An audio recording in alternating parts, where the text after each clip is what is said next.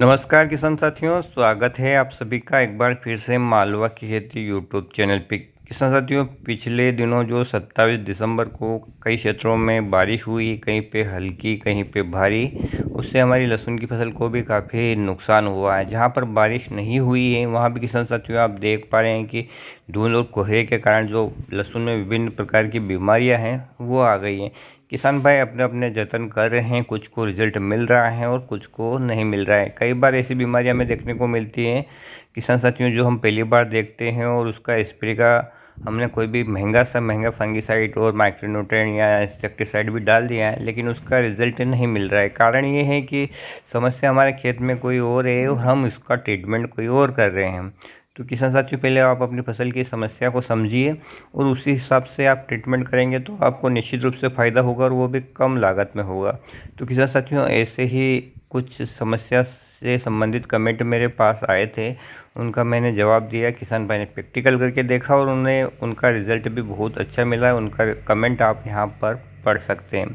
किसान साथियों, इन किसान भाई की समस्या थी कि उनकी जो लहसुन की नई पत्तियां ठीक से खुल नहीं रही थी, पत्तियां टेढ़ी मेढ़ी होकर चल रही थी, पत्तियां वंट खा रही थी और आपसे अपनी भाषा में जलेबी रोग कह सकते हैं। इसके बारे में पिछले वीडियो में भी मैंने आपको बताया है किसान साथियों। और उन किसान भाइयों को मैंने ब्लू कॉपर का स्प्रे करने को कहा था। किसान साथियों, ब्लू कॉपर एक प्रकार का फंगिसाइड है, एक प्रकार का आपका पोषक तत्वों का काम करता है और एक प्रकार का ये बैक्टीरिया साइड भी है। किसान साथियों, यदि आपके खेत में बैक्टीरियल डिसीज़ हो, फंगल डिसीज़ हो या आपके खेत में सूक्ष्म पोषक तत्व कॉपर की जब कमी होती है तो भी इस प्रकार की जो पत्तियां हैं वो टेढ़ी मेढ़ी हो जाती हैं और नई पत्तियां खुलती नहीं हैं। तो इनकी ये समस्या थी और मैंने इनको बताया और इनको रिज़ल्ट मिला। और इसी प्रकार से अन्य दो किसान भाइयों ने भी कमेंट करके पूछे हैं कि सर, बारिश के बाद जो हमारी लहसुन की फसल की पत्तियां हैं वो नीचे की ओर झुककर चल रही हैं, पत्तियां घूम रही हैं यानी वंट खा रही हैं और ठीक से खुल नहीं रही हैं, तो इसका क्या उपाय है। तो किसान साथियों, उन्होंने अच्छे से अच्छे फंगिसाइड और इंसेक्टिसाइड का भी स्प्रे कर लिया, उन्हें कोई रिजल्ट नहीं मिला। तो मैं आपको बताने वाला हूँ कि ये बारिश के बाद क्या होता है किसान साथियों, या धुंध या कोहरा छाता है और इस धुंध और कोहरे में बैक्टीरिया जो वातावरण में होते हैं वो हानिकारक बैक्टीरिया हमारी फसलों पे इफेक्ट कर देते हैं।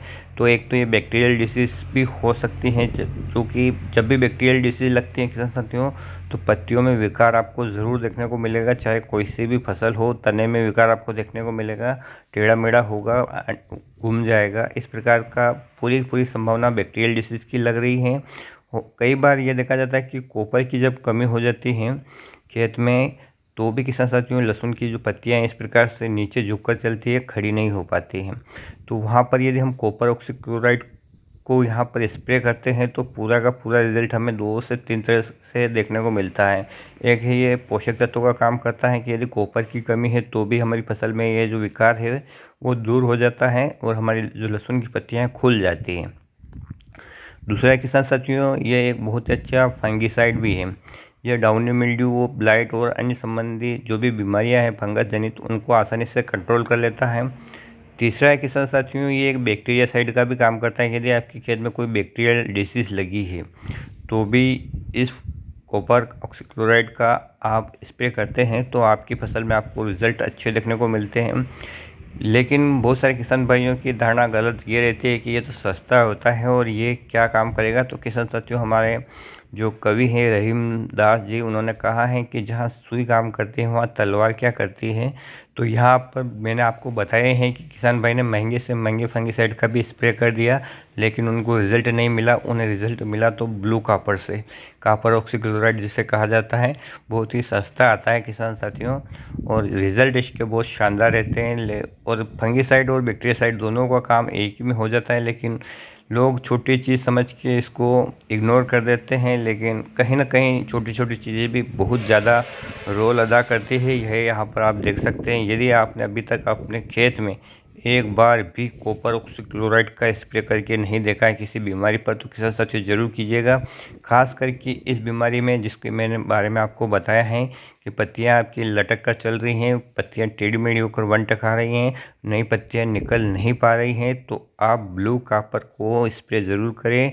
किसान साथियों, इसकी जो मात्रा रहती है 2 ग्राम से 3 ग्राम प्रति लीटर पानी के हिसाब से आप इसको ले सकते हैं।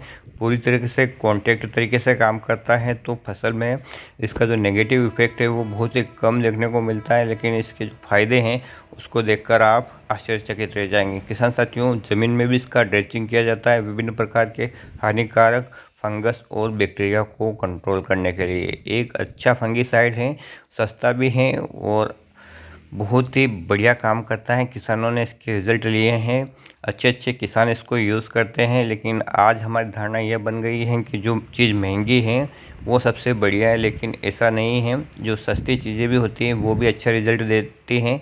जिसका काम जो ही कर सकता है, आपका काम आपको करना पड़ेगा। तो यदि आपके खेत में ये समस्या आ रही है तो आप इसे पहले प्रैक्टिकल के तौर पे भी कर लीजिए। भले ही आप 1 टंकी दवाई में किसान साथियों 1 टंकी दवाई छिटक कर देखिए, रिज़ल्ट आपको मिले तो आप उसे पूरे प्लॉट में अप्लाई करें, अन्यथा ना करें, अपनी लागत ना बढ़ाएं। तो मेरा तो यही अनुभव रहा है अभी तक कि मैंने भी जब इस प्रकार की समस्या आई है ब्लू कॉपर का ही स्प्रे किया है और मुझे बहुत ही शानदार रिज़ल्ट मिले हैं। आपको भी अच्छे रिज़ल्ट मिलेंगे, तो एक बार ज़रूर ट्राई कीजिएगा। तो किसान साथियों, आज के वीडियो में इतनी जानकारी थी। उम्मीद करूँगा कि आपको पसंद आएगी। पसंद आए तो प्लीज़ वीडियो को लाइक ज़रूर कीजिएगा, चैनल को सब्सक्राइब कीजिएगा और अन्य किसान भाइयों के हित में इस वीडियो को शेयर ज़रूर कीजिएगा, ताकि उनकी फसल की जो लागत है वो भी अनावश्यक रूप से ना बढ़े, उनकी फसल भी अच्छी और स्वस्थ रहे, आप स्वस्थ रहे, आपकी फसल आपको भरपूर उपज दे।